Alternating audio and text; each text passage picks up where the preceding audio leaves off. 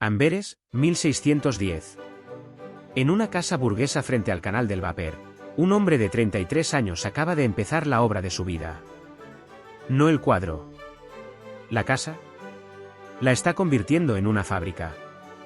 En el patio interior está levantando un pórtico de inspiración romana. En el ala oriental, una sala de exposición de doble altura con luz cenital. En la planta baja, varios talleres alineados, cada uno con su caballete, su modelo de yeso, su mesa de moler pigmentos. Cuando termine, en 1615, esta casa producirá más cuadros al año que cualquier estudio de Europa. Su nombre era Pedro Pablo Rubens.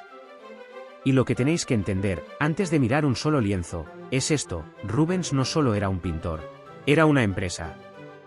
Volvía de Italia. Había pasado allí 8 años, desde 1598 hasta 1608, sirviendo al duque de Mantua. Había copiado a Tiziano hasta saberse cada veladura. Había estudiado a Caravaggio en Roma. Había visto los mármoles del Laocoonte. Volvió a Amberes porque su madre estaba muriendo, y se quedó porque entendió algo que sus contemporáneos no veían. La pintura, en el siglo XVII, no podía seguir siendo el oficio de un artesano solitario. La demanda era demasiado grande. Las cortes europeas, la iglesia contrarreformista, las grandes casas comerciales de Flandes, todos querían cuadros, los querían a escala monumental, y los querían rápido. La respuesta de Rubens fue tan sencilla como revolucionaria. Si la demanda era industrial, la producción tendría que serlo también. En 1611, 2 años después de instalarse, escribió una carta que se conserva. En ella se queja de tener que rechazar a más de 100 aspirantes que querían entrar a aprender en su taller. En un solo año. Imaginad la escena. Jóvenes llegando desde Bruselas, Lieja, Brujas, Rotterdam, con cartas de recomendación firmadas por canónigos, regidores, mercaderes, todos suplicando un puesto en aquella fábrica de obras maestras. Rubens elegía con criterio quirúrgico. Buscaba especialistas. No copistas mediocres, sino pintores ya formados que dominaran un género concreto. Quien sabía pintar paisajes entraba para pintar paisajes. Quien dominaba los animales entraba para pintar animales. Quien tenía mano para las flores se ocupaba de las flores. El taller de Rubens fue, antes que nada, una división del trabajo perfectamente diseñada. La jornada empezaba al amanecer. A las 5 de la mañana, cuenta el médico danés Otto Sperling, que visitó el taller en 1621. Rubens ya estaba en su estudio privado, en el piso superior, escuchando a un lector que le recitaba en voz alta a Tácito o a Virgilio mientras él trabajaba. Pintaba durante 1 hora, contestaba cartas durante otra, recibía visitas, daba instrucciones a sus colaboradores en el taller principal, montaba a caballo al mediodía, comía con su familia, dictaba más cartas por la tarde. Hablaba 6 idiomas: latín, italiano, francés, español, alemán y por supuesto el flamenco de su tierra. Mantenía correspondencia con humanistas, embajadores, cardenales y reyes. Pintaba a Felipe IV en Madrid, a Carlos I en Londres, a María de Médicis en París, y entre encargo y encargo negociaba en secreto la paz entre España e Inglaterra.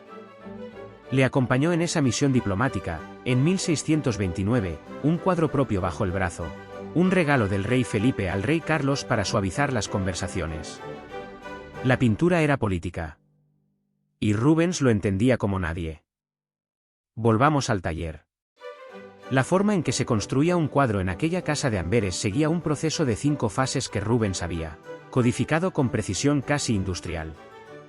La primera fase era el boceto al óleo, lo que en italiano se llamaba el modelo. Lo pintaba siempre él, en un panel pequeño de roble báltico, generalmente de unos 30 por 40 centímetros. En ese modelo quedaba fijada la composición entera, la luz, los colores principales, las posturas de los personajes. Era el plano arquitectónico de la obra. La segunda fase era la imprimación del lienzo grande, una capa de tierras pardas que servía de fondo unificador. Esto lo hacía un aprendiz. La tercera fase era el dibujo a carboncillo sobre el lienzo imprimado, transfiriendo la composición del modelo. De esto se ocupaba un colaborador experimentado. La cuarta fase, la más larga, era la aplicación del color base, capa por capa, siguiendo las indicaciones cromáticas del modelo. Aquí trabajaban varios pintores a la vez, cada uno en su especialidad. Y la quinta fase, la decisiva, la que separaba un Rubens auténtico de una obra de taller, era el retoque final.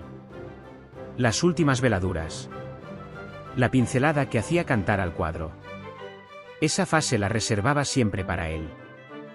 Esto significa algo importante. Un cuadro salido del taller de Rubens podía haber sido tocado por 5 o 6 manos distintas antes de que el maestro pusiera la firma.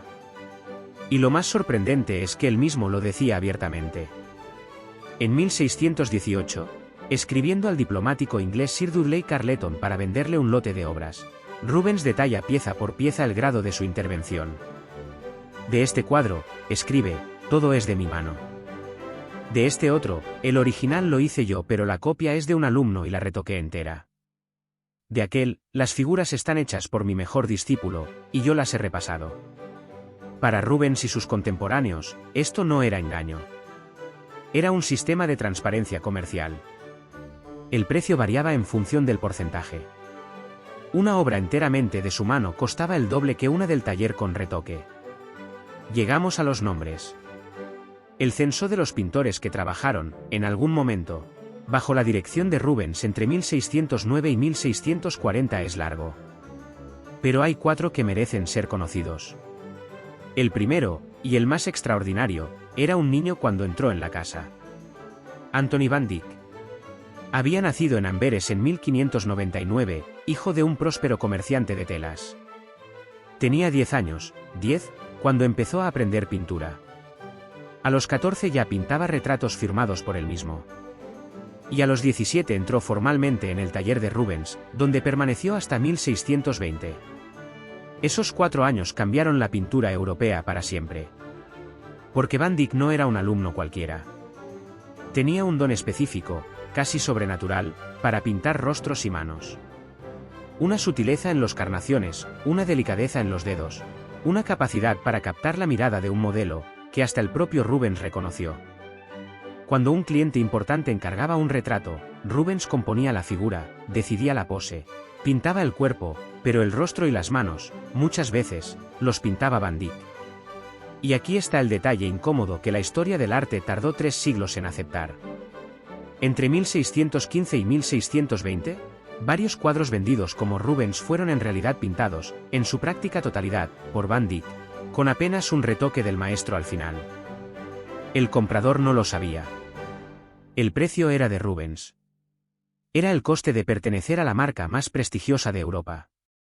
Van Dyck se fue en 1621, primero a Italia, después a Inglaterra, donde se convertiría en el retratista oficial de Carlos I, sería nombrado caballero, y moriría joven en 1641, con apenas 42 años. Después de haber redefinido el retrato de corte para el resto del siglo. El segundo nombre es Jacob Jordaens. 3 años mayor que Van Dyck, nacido en 1593. Jordaens no era discípulo en sentido estricto. Era un colaborador externo, un pintor independiente que tenía su propio taller pero que colaboraba con Rubens en grandes encargos. Su especialidad eran las composiciones mitológicas con muchas figuras, las escenas campesinas, los desnudos opulentos. Su mimetismo con el estilo de Rubens fue tan perfecto que durante siglos las colecciones reales europeas tuvieron obras catalogadas como Rubens que hoy se atribuyen, sin ninguna duda, a Jordaens. Cuando Rubens murió en 1640, fue Jordaens quien heredó simbólicamente la dirección de la escuela flamenca.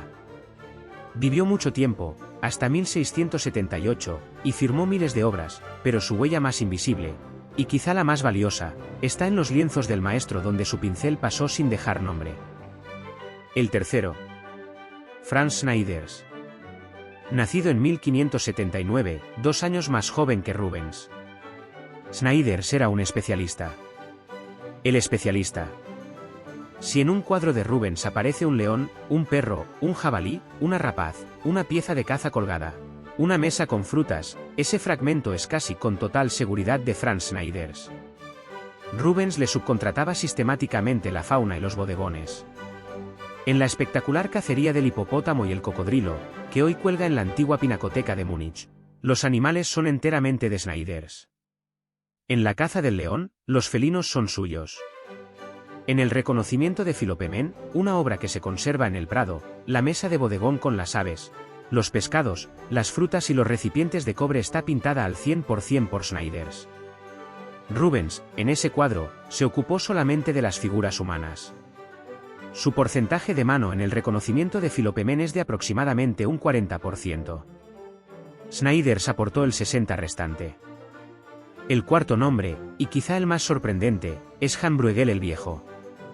Hijo del célebre Pieter Bruegel y especialista en flores y paisajes microscópicos. Bruegel no era empleado de Rubens. Era su amigo. Y colaboraron en términos de absoluta igualdad. Las obras conjuntas las firmaban los dos. La más conocida es la Madonna con guirnalda de flores, pintada hacia 1620 y conservada hoy en la antigua Pinacoteca de Múnich. Rubens pintó la Virgen y el Niño en el centro del cuadro. Bruegel pintó la guirnalda entera, con sus rosas, sus tulipanes, sus pájaros, sus mariposas. La obra está al 50% de cada uno. Y representa algo único en la historia del arte. Dos genios reconocidos colaborando en una misma pintura sin que ninguno de los dos perdiera su identidad.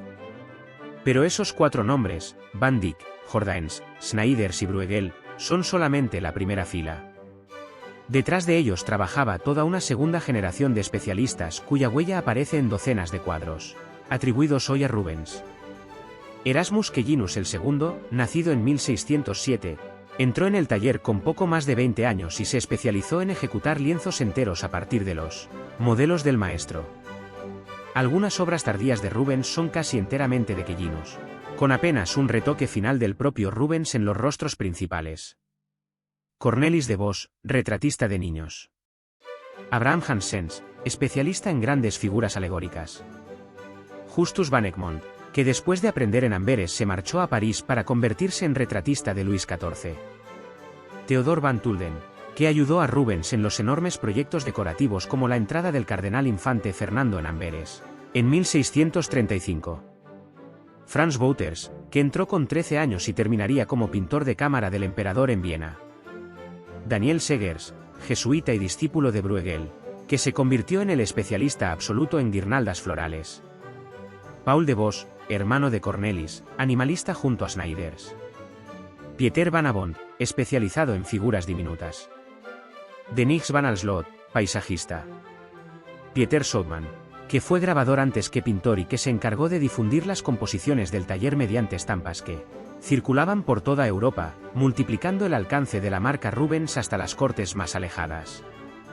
Gaspar de Crae, pintor independiente vinculado estéticamente a la producción del taller. Jan van den Oecke, colaborador cercano del cardenal infante Fernando. Víctor Wolfboetel II, representante de la transmisión generacional dentro del propio taller. Cuando se reúnen todos estos nombres, lo que aparece no es un grupo de discípulos. Lo que aparece es una corporación. Una marca de lujo. Algo que en el siglo XXI reconoceríamos sin esfuerzo.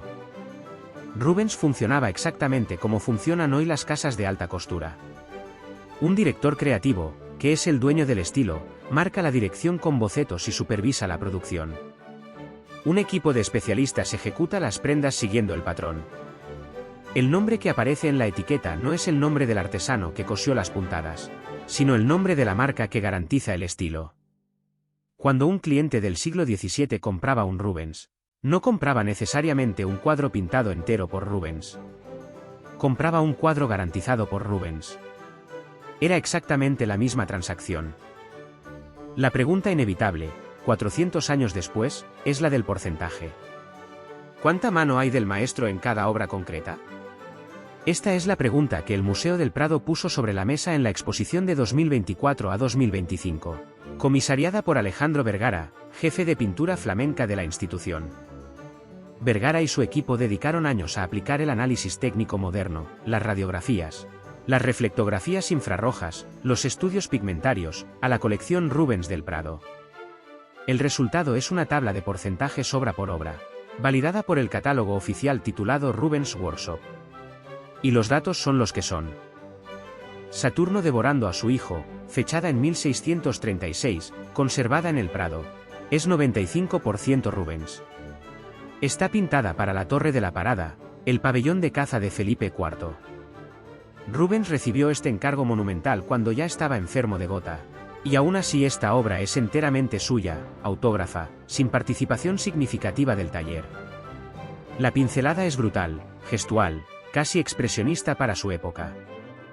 Las Tres Gracias, pintado entre 1630 y 1635, también en el Prado, es 98% Rubens.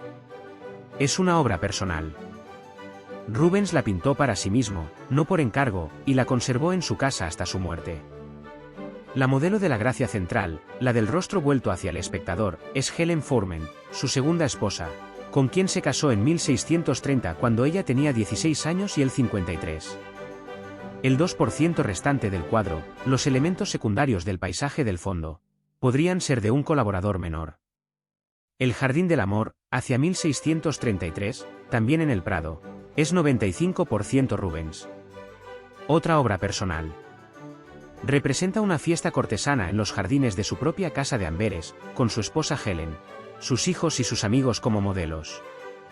El rapto de las hijas de Leucipo, 1618, en la antigua Pinacoteca de Múnich, es 90% Rubens, con una intervención mínima del taller en los caballos. Mercurio y Argos, 1636, en el Prado, es exactamente 50% Rubens y 50% taller. Es un caso documentado de colaboración a partes iguales. Rubens pintó las dos figuras principales, Mercurio y Argos, mientras que un colaborador, probablemente Erasmus Quellinus, pintó el paisaje del fondo, el ganado y los elementos arquitectónicos. El reconocimiento de Philopoemen, 1609 a 1610, en el Prado, es 40% Rubens y 60% taller. Las figuras humanas, en torno a un tercio del lienzo, son del maestro. Todo el bodegón espectacular que ocupa los otros 2/3, las aves muertas, los pescados, las frutas, los recipientes, es íntegramente de Franz Schneiders. Es uno de los ejemplos más claros del sistema. La muerte de Decio Mus, 1616, en el Palacio Liechtenstein de Viena, es 30% Rubens y 70% taller. El boceto al óleo, el modelo, sí es de Rubens. Pero el lienzo definitivo lo ejecutó casi por completo un asistente principal, posiblemente Van Dyck en sus primeros años, con un repaso final del maestro en los rostros y las manos. La educación de Aquiles, hacia 1630, en el Prado, baja todavía más. 20% Rubens, 80% taller.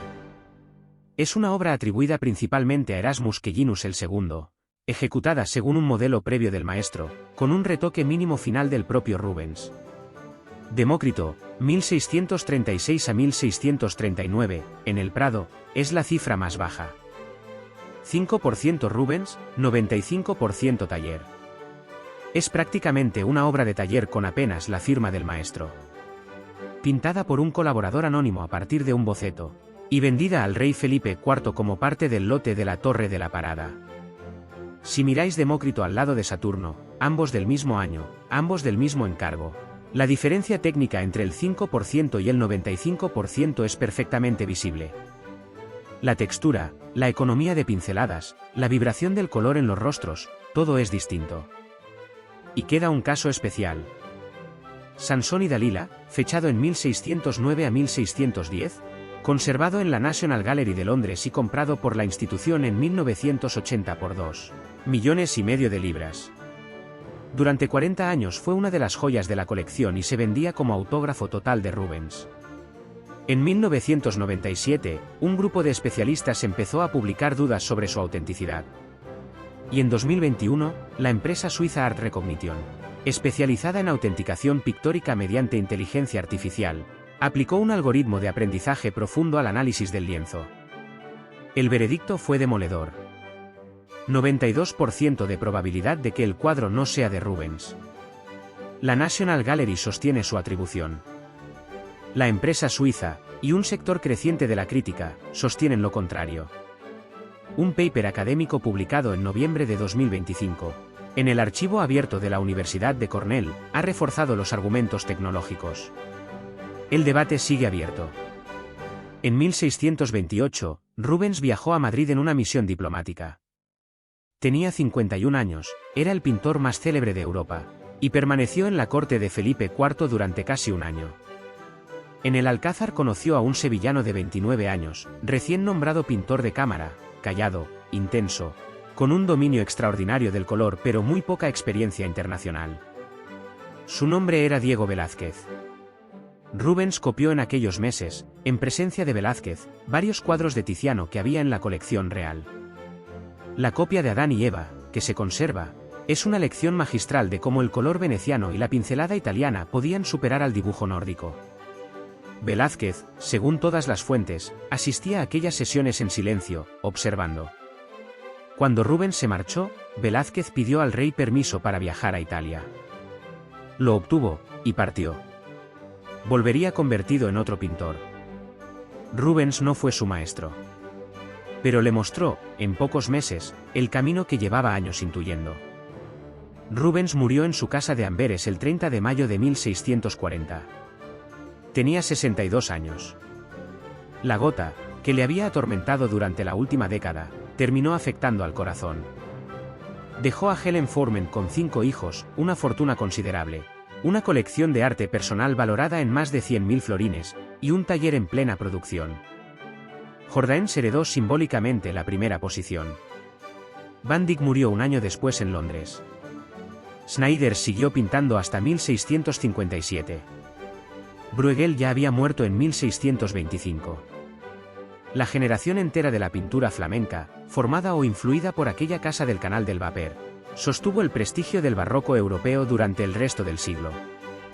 La exposición que el Museo del Prado dedicó al taller de Rubens entre 2024 y 2025 fue un acontecimiento. Para los visitantes que entraron en la sala 16B, el equipo curatorial había recreado el ambiente olfativo del taller de Amberes. Aceite de linaza, madera vieja de roble, pigmentos minerales recién molidos. La impresión de cruzar 4 siglos al entrar fue, para quienes tuvimos la suerte de visitarla, una experiencia inolvidable. Pero el verdadero legado de aquella exposición no fue sensorial. Fue conceptual. Por primera vez, una institución de la talla del Prado puso negro sobre blanco los porcentajes. Asumió que la obra firmada por Rubens es, en muchos casos, una obra colectiva. Y planteó la pregunta que el catálogo Rubens Workshop sigue dejando abierta. ¿Qué es exactamente un Rubens? La respuesta más honesta, leyendo a Vergara, leyendo los documentos del propio Rubens, observando los cuadros con los datos en la mano, es esta. Un Rubens auténtico no es necesariamente un lienzo cubierto de pigmento por su mano de principio a fin. Es un cuadro donde la composición fue suya, donde la dirección fue suya, donde la última pincelada, la decisión final, el alma del personaje principal, fueron suyos. El resto es taller. Y eso, lejos de empequeñecer al maestro, lo agranda. Porque ser director de aquella maquinaria, producir 70 cuadros al año durante 30 años, pintar diplomacia, hablar 6 idiomas, levantar la pintura flamenca al nivel de la italiana, requería un genio que ningún solitario podría haber sostenido. Rubens no fue solo el pintor que firmó. Fue el sistema que hizo posible que aquella firma significara algo durante 400 años. Si esta historia os ha interesado, suscribíos al canal para no perderos las próximas, y contadme en los comentarios qué cuadro del taller de Rubens os ha sorprendido más. La conversación sigue en miriamalcaraz.com.